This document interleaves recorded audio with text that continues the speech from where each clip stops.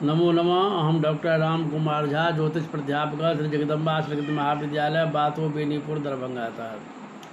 बृहत् संहिता शास्त्री प्रतिष्ठा द्वितीय खंड विषयः प्रसाद लक्षणाध्याय।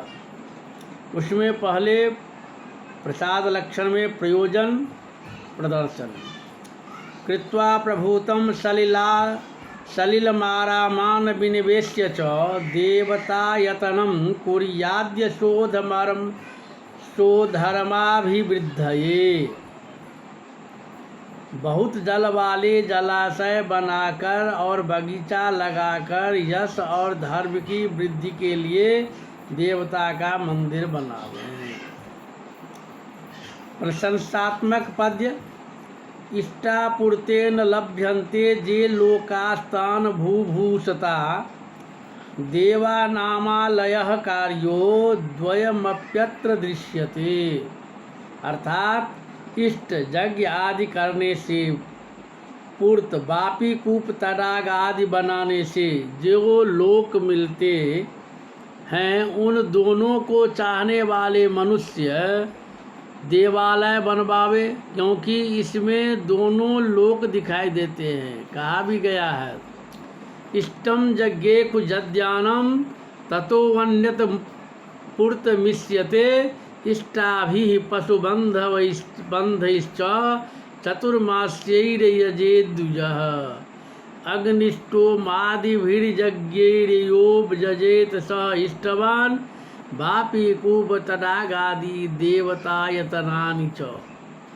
अन्न प्रदानमाचार्ये पूर्त इत्यभिधीयते। सलिलोद्यानयुक्तेषु कृतेष्वकृतकेषु च स्थानेषु सन्निध्यमुपगच्छन्ति देवताः। कृत्रिम या अकृत्रिम जल और उपवन के समीप में देवता जाते हैं। यह प्रकृति का लक्षण है।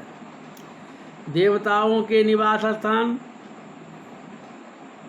सरासु नलिनी क्षत्र नीरस्तर रवि रश्मिखु हंसा साक्षिप्त कलवार बीथि विमल बारिषु हंसकारंड वक्रौंच चक्रवाक विराविखु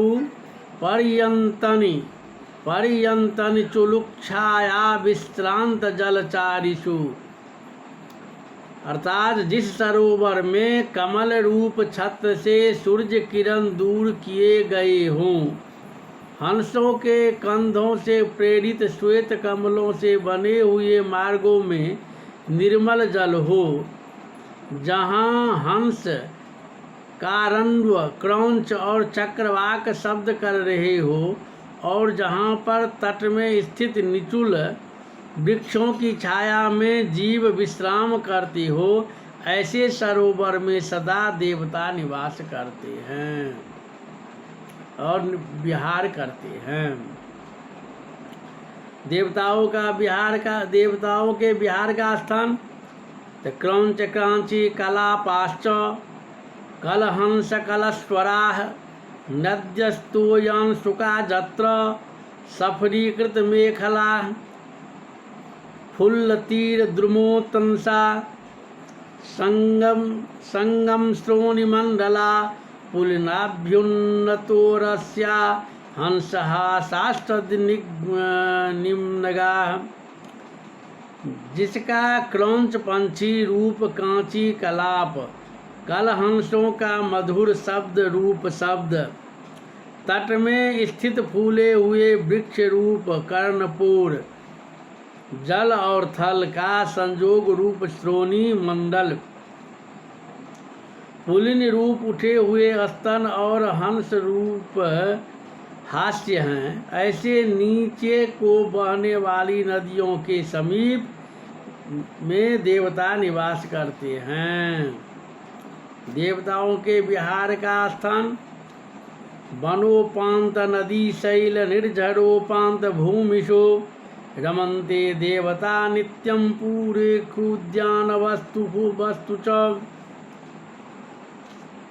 वन, नदी, पर्वत और झरनों के समीप में तथा उपवनों से युक्त नगरों में देवता विहार करते हैं।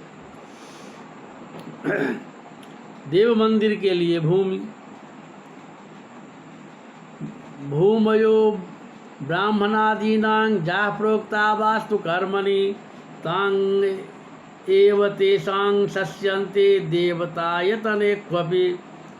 पहले ब्राह्मण आदि वर्णों को गृह बनाने के लिए जिस प्रकार की भूमि शुभ कही गई है,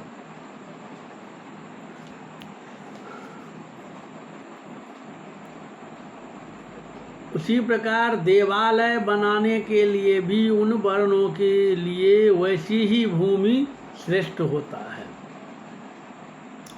देवालय में वास्तु पुरुष का लक्षण और द्वार का विभाग।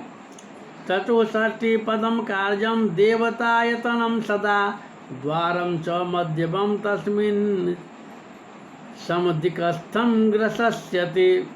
देवालय में सदा पूर्वोक्त 64 पद का वास्तु बनाना चाहिए तथा मध्यम द्वार सब दिशाओं में स्थित हो तो श्रेष्ठ है। देवालयों का विधान।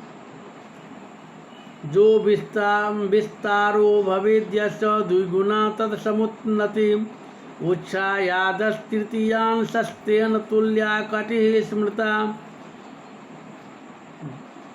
विस्तारार्धं भवेद गर्भो भित्तयोन्यासमन्ततः गर्भपादेन विस्तीर्णं द्वारं सन्न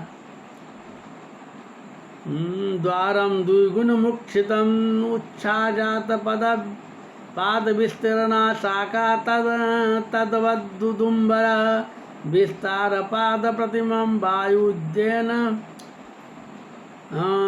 विस्तारपादप्रतिभं बाहुल्यं शाखयो स्मृतं 357 शाखाभिस्तप्रशस्यते। अधा शाखा चतुर्भागे प्रतिहारौ निवेशयेत् शेखं मङ्गल्यविग्रहे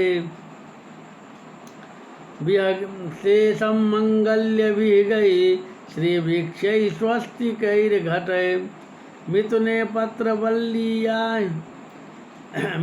पत्रवल्लीभिः प्रथमैश्चोपशोभयेत्।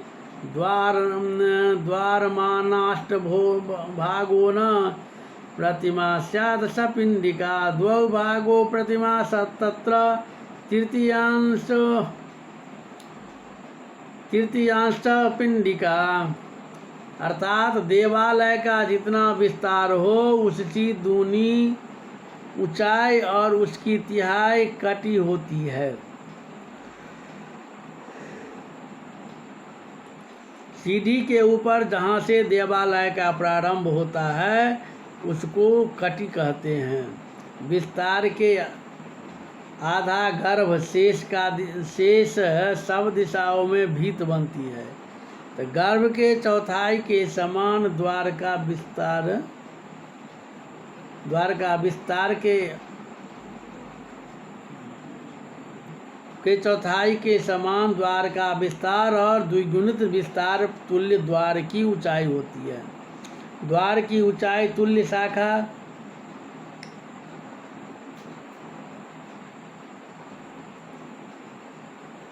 और उदुम्बर चौखट के ऊपर की लकड़ी की चौथाई होती है तथा शाखा की चौथाई के तुल्य शाखाओं की मोटाई होती है। शाखाओं की चौड़ाई के बीच में 3, 5, 7 या 9 शाखाएं होने से द्वार श्रेष्ठ होता है। दोनों शाखाओं के नीचे की चौथाई में 2 प्रतिहार नंदी दंड आदि की मूर्ति शुभदानी चाहिए। शाखाओं के 3/4 भागों को हंस आदि शुभ पक्षी, बेल, स्वस्तिक चिन्ह विशेष, कमल, कलश, स्त्री पुरुष का जोड़ा, पत्ते और लताओं से शोभित करे। द्वार की ऊंचाई में उस अष्टमांश घटाकर जो बचे उतनी पिंडिका देवता स्थापना की पीठिका को लेकर देव प्रतिमा की ऊंचाई होती है। पीठिका सहित प्रतिमा के ऊंचाई के 3 भाग करे, 2 भाग तुल्य ऊंची प्रतिमा और 1 भाग के समान पीठिका बनानी चाहिए। यह प्रमाण सब प्रसादों में जाने।